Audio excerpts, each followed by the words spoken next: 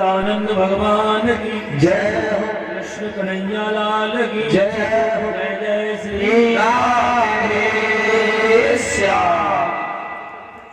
एक पुत्री है जिसका नाम है रुक्मिणी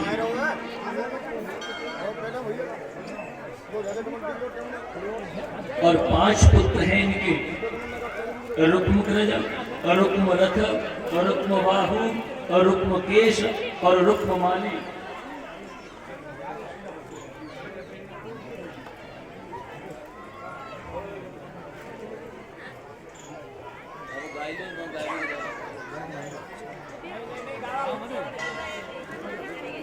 बोलिए सच्चिदानंद भगवान की जय हो। कृष्ण कन्हैया लाल की जय हो। जय जय श्री राधे श्याम। अब इस प्रकार से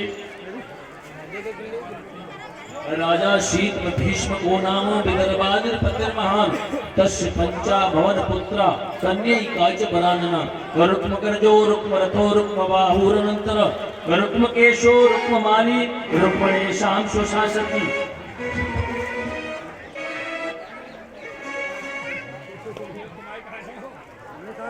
बोलिए वृंदावन बिहारी लाल की जय। जय श्री राधे श्याम।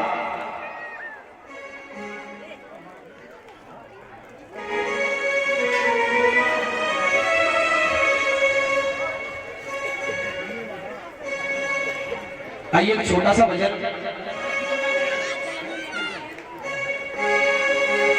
एक छोटा सा भजन। हे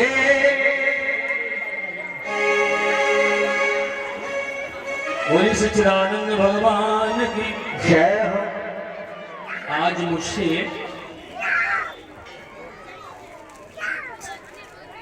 किन्हीं महाशय ने पूछा था, पंडित जी आप कथा करते हो तो आप कितने तय करते हो?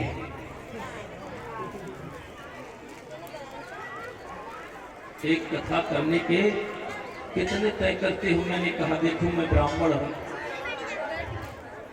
और ब्राह्मण अपने वेदों को कभी बेच नहीं सकते। तय तो वो करते हैं जो ब्राह्मण के अलावा व्यास गद्दी पर बैठने का अधिकार अपना जमा बैठे हैं, वो तय करते हैं। जो ब्राह्मण होगा वो कभी अपने वेदों को विक्रय नहीं करेगा। बोलिए सच्चिदानंद भगवान की जय हो। मैं तो किशोरी जी से केवल यही प्रार्थना करता हूं,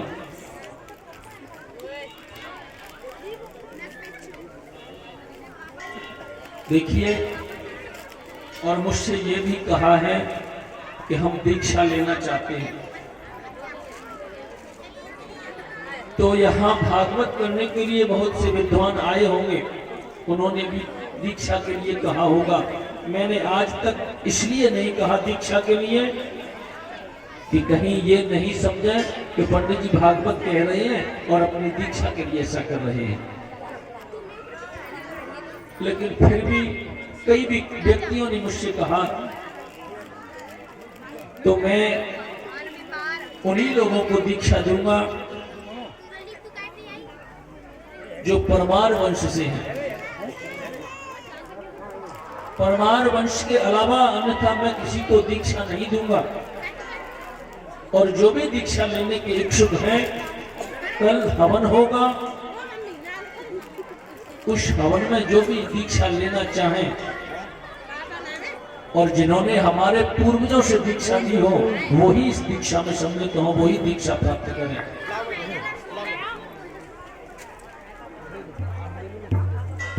क्योंकि परमार वंश और इस उपाध्याय वंश का एक बंधन गंगा जी से बना हुआ है, तो मैं यहाँ केवल परमार वंश के अलावा किसी और को दीक्षा नहीं दूंगा।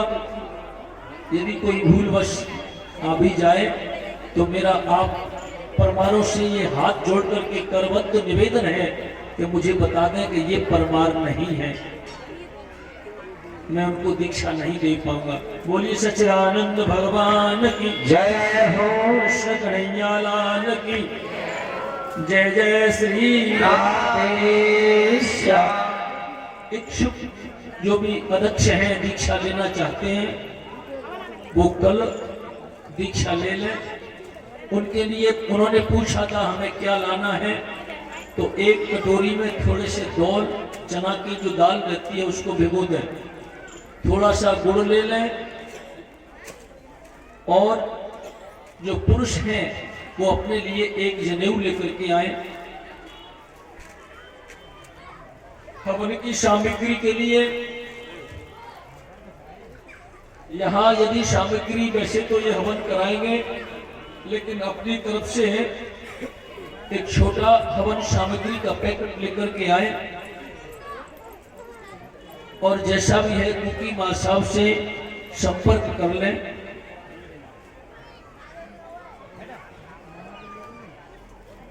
और एक जो दीक्षा, जो कान में मंत्र दिया जाएगा, कोई भी वस्त्र, या तो जिसको गमछा स्वापी बोलते हैं वो ले लें, या छोटा सा कोई पीला, ये जिसको पिछौना बोलते हैं, और फिर आप सबकी जैसी इच्छा, आप सब समझदार हैं। बोलिए सच्चिदानंद भगवान की जय हो। कृष्ण कन्हैया लाल की जय हो। जय जय श्री राधे श्याम। तो मुझसे कहा था कि पैसे कितने लेते हो एक कथा के, तो मैंने कहा था मेरी तनख्वाह भी कुछ कम नहीं। मैं जब व्यासगद्दी पर किशोरी जी के आशीर्वाद से बैठ जाता हूँ तो मुझे पैसे मांगने की आवश्यकता क्या है, मुझे सब कुछ उपलब्ध करा देती है। मेरी तनख्वाह भी कुछ कम नहीं, कुछ मिले ना मिले गम नहीं।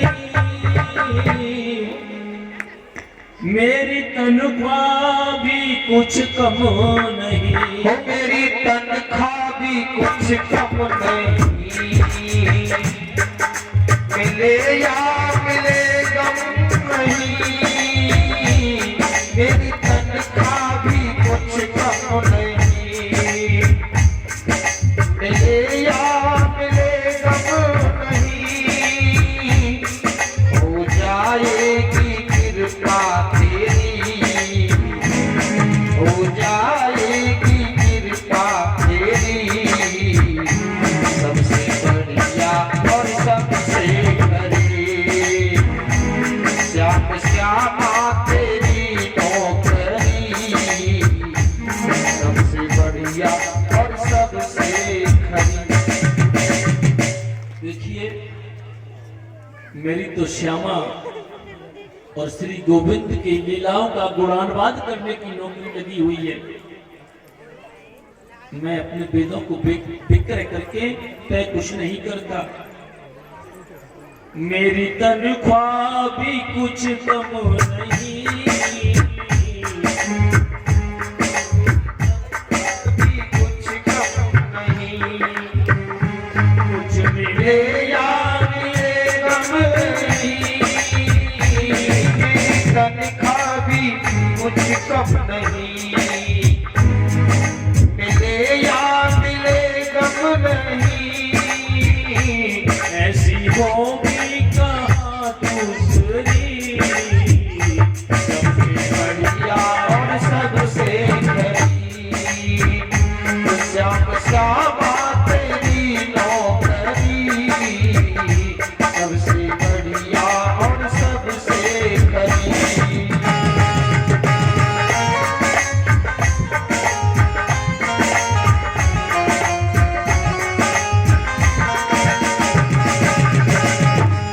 खुश नसीबी का जब गुल खिला, खुश नसीबी का तब गुल खिला। खुश नसीबी का तब गुल खिला। अब कहीं जाके ये दर मिला।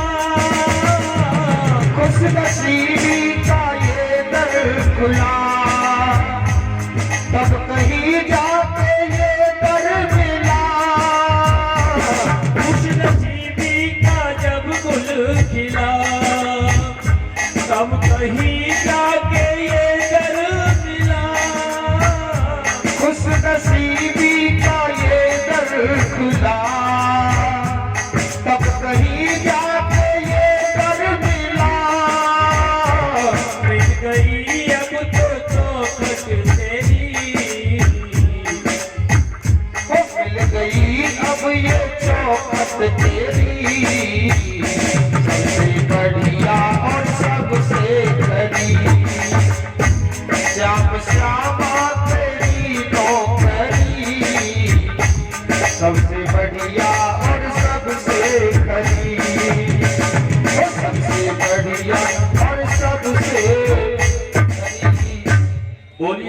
सच्चिदानंद भगवान की, कृष्ण कन्हैया लाल की जय। जय श्री राधे श्याम। तो हम तो भगवान के गुणानुवादों का गान करते हैं, तय कुछ नहीं करते।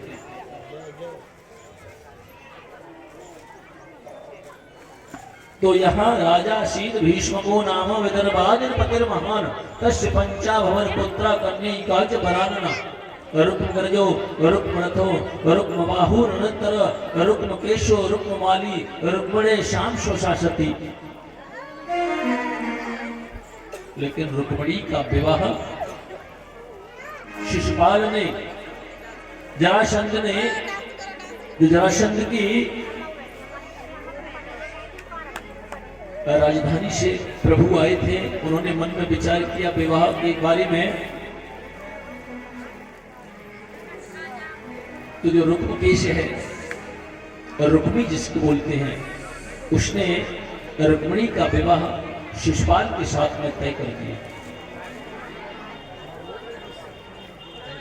जब शिशुपाल के साथ में तय किया है तो रुक्मणी को अच्छा नहीं लगा, क्योंकि रुक्मणी जी तो तन मन और धन सब तरह से गोविंद के प्रति समर्पित हैं।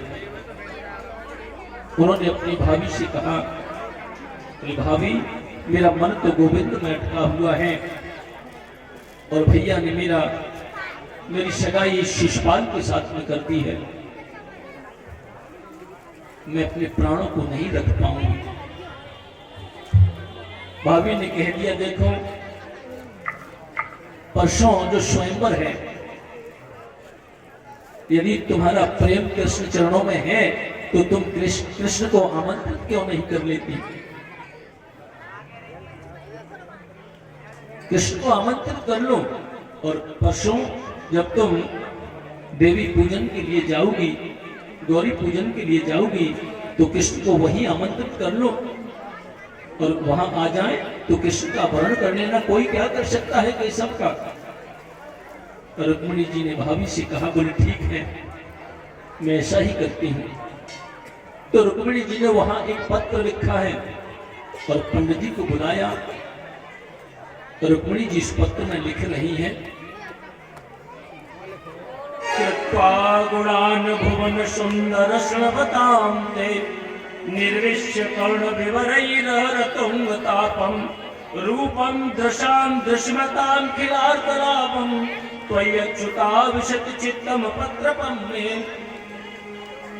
रुक्मिणी जी ने अपने हाथ से पत्र लिखा है, श्रुत्वा गुणान भुवन सुंदर श्रवतां ते। उसमें लिखा है, केशव मैंने आपको देखा नहीं है, श्रुत्वा गुणान केवल आपके गुणों को सुना है,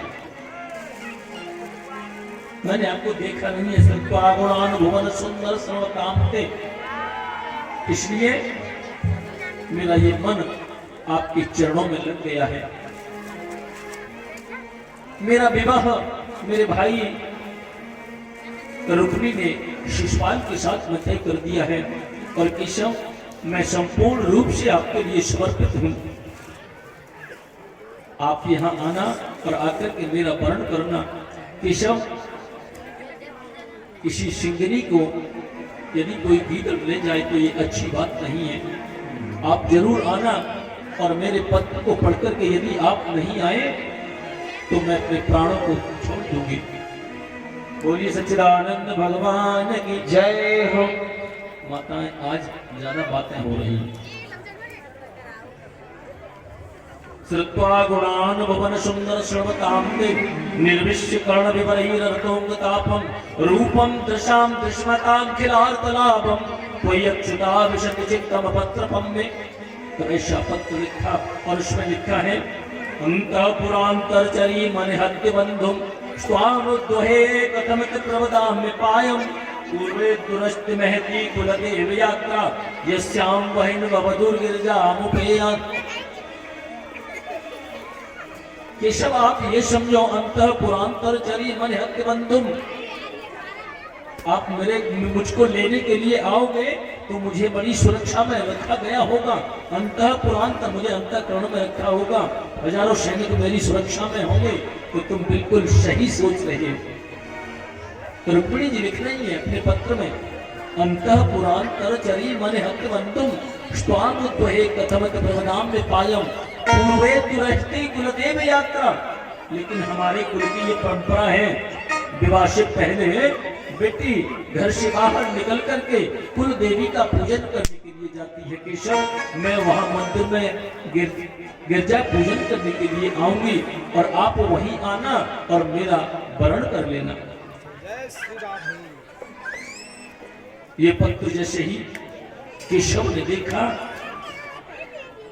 तो मुरलीधर ने कहा ठीक है, हम लोग जाते हैं विवाह के लिए। और केशव वहां से रथ में बैठ करके विवाह के लिए जब जाने लगे हैं तो बलदाऊ जी उन्हें मिल गए।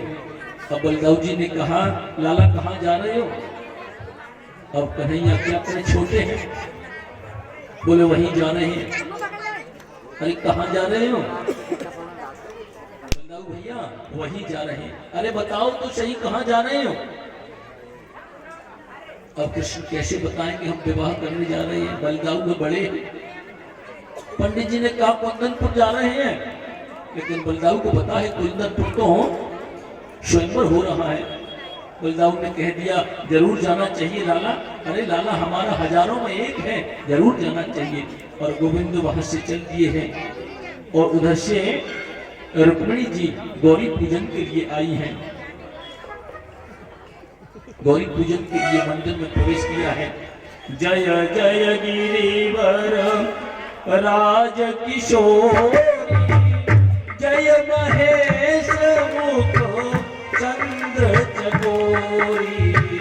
जय जय गिरिवर राज किशोरी, जय महेश मुख चंद्र चकोरी। जय गज बदन शडानन माता, जय गज बदन सदानंद माता। जगत जननी दामिनी दुनिया।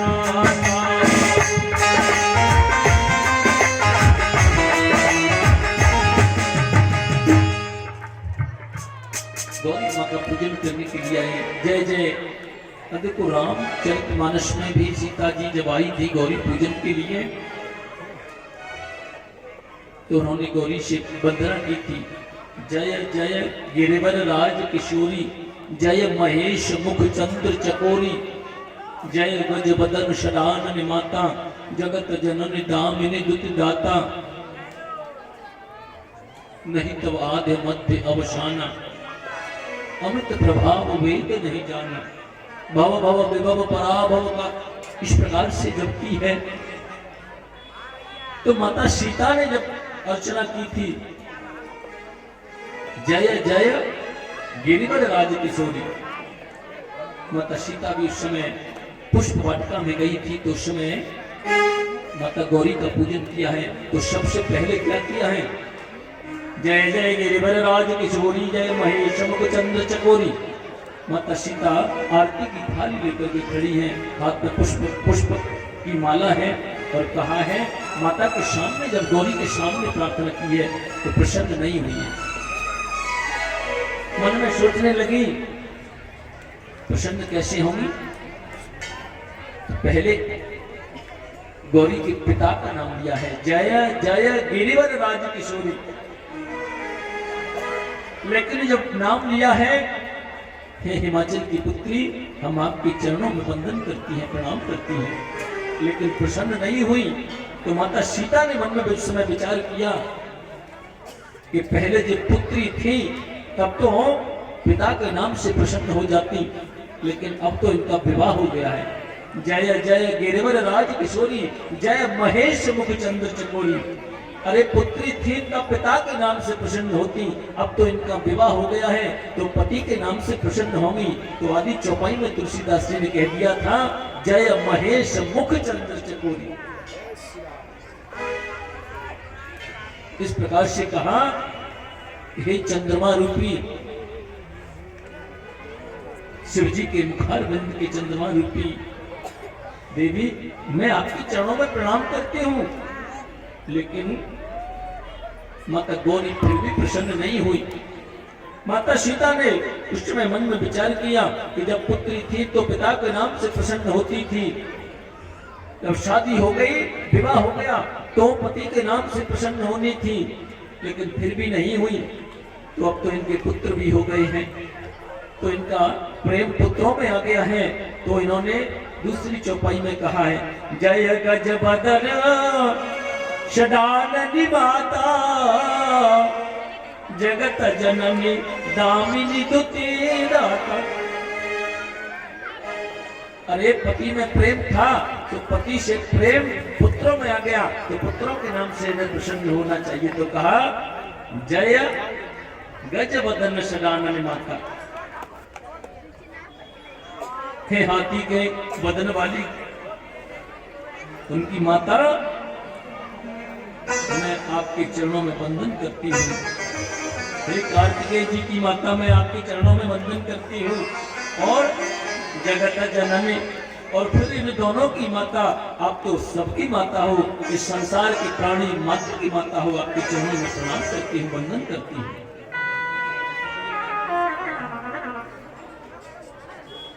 उस समय क्या हुआ था, जब माता सीता जा रही थी गौरी पूजन के लिए, तो भोलेनाथ ने कह दिया था माता सीता से, पार्वती तुम और राम के विवाह में सहयोग करो।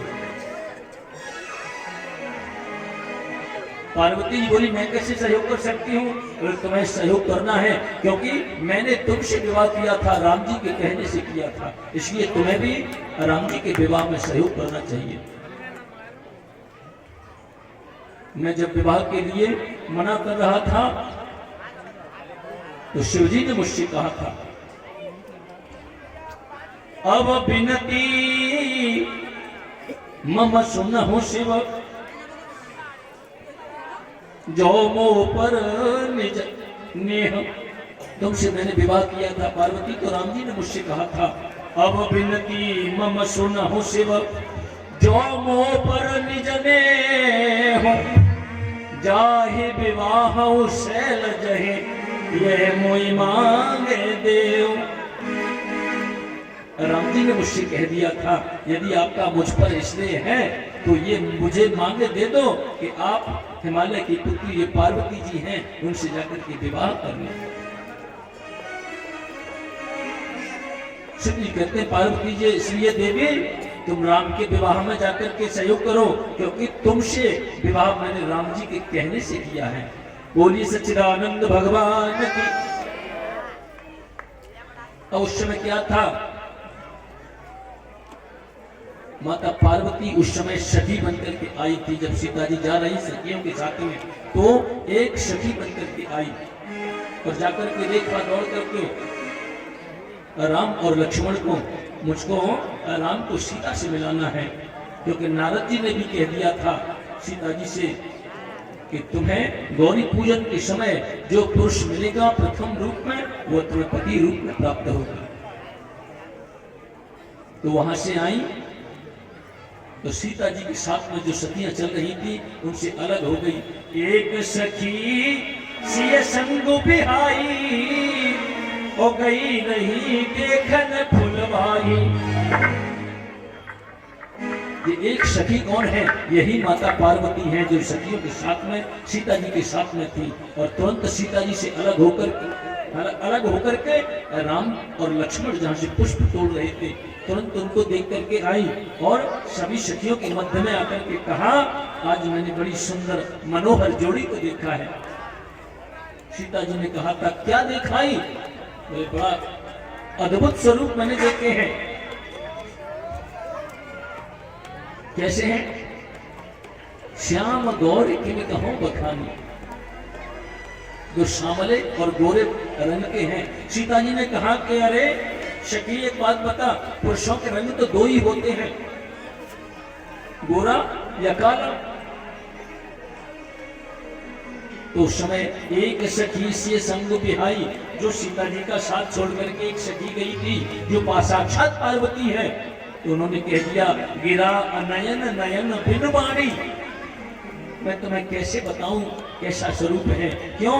क्योंकि देख करके आए हैं नेत्र और उसका वर्णन करती है जिब्या, लेकिन गिरा अनयन, इस जिब्या के नेत्र तो है ही नहीं। और नयन बिन वाणी, नैनों ने देखा है तो उसमें वाणी नहीं है, तो आपको कैसे बता दूं, तो कैसे मानो, तो स्वयं चल करके देख लो। तो वह एक सखी से संग बिहाई, और वही सखी आकर के, मूर्ति कहीं हस्ती नहीं है, मूर्ति कहीं हस्ती है क्या, लेकिन यहाँ जो साक्षात एक सखी से संग बिहाई, साक्षात माता भवानी आकर के उस मूर्ति में, मूर्ति में आकर के प्रविष्ट हो गई। खशीमाल मूर्ति मुस्कानी, बोली सच्चिदानंद भगवान की जय, कन्हैया लाल की जय हो। जय जय श्री राधे गोविंद जय जय हरि गोपाल जय जय, गोविंद जय जय हरि गोपाल जय जय,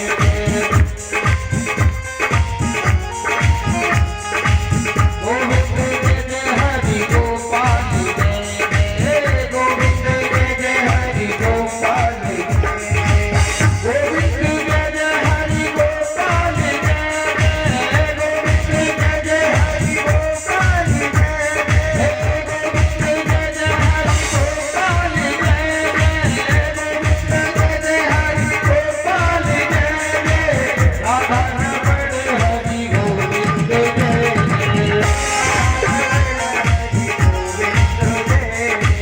राधा रमण हरि गोविंद जय जय, राधा रमण हरि गोविंद जय जय, गोविंद अपना गोपाल अपना, गोविंद अपना गोपाल अपना, गोविंद अपना गोपाल अपना, गोविंद अपना गोपाल अपना। यहाँ पर किसको लगता है कि गोविंद मेरा है? किसको लगता है? जिनको लगता है तो बड़े भाव से बोलेंगे, गोविंद अपना गोपाल अपना, गोविंद अपना गोपाल अपना, सारे जगत का जंजाल सपना, सारे जगत का जंजाल सपना, सारे जगत का जंजाल सपना।